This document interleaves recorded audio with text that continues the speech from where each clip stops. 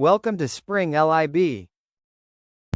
In this problem, we have been given that there is a wooden block and the mass of this wooden block is 2.2 kilograms. So this block is hung with a rope attached to the ceiling and there is a bullet of mass 32 grams. So that's 32 into 10 raised to minus 3 kilograms. So this bullet is fired such that as the bullet hits this wooden block, the wooden block swings to a vertical height of 45 centimeters above with respect to its initial position. So the vertical rise that we see is 45 into 10 raised to minus 2 meters. And we have to determine the initial speed with which the bullet was fired. So let's consider the initial speed of the bullet to be u. So here we can see, according to energy conservation, the total energy of the wooden block at this point will be mgh, and the total energy at the initial point from where it gained the speed and rose to that point, that is because of the kinetic energy, which is half mv square.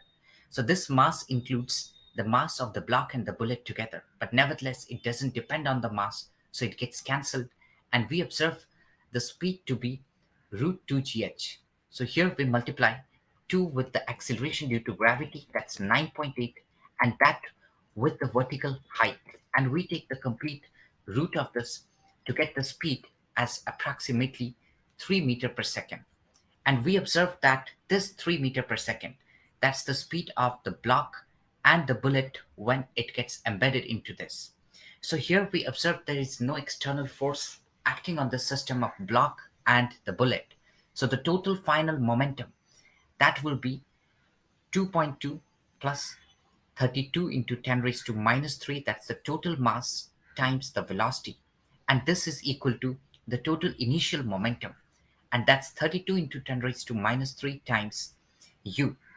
So from here we can figure out the value of u, and that will be 2.2 plus 32 into 10 raised to minus 3 into 3 divided by 32 into 10 raised to minus 3.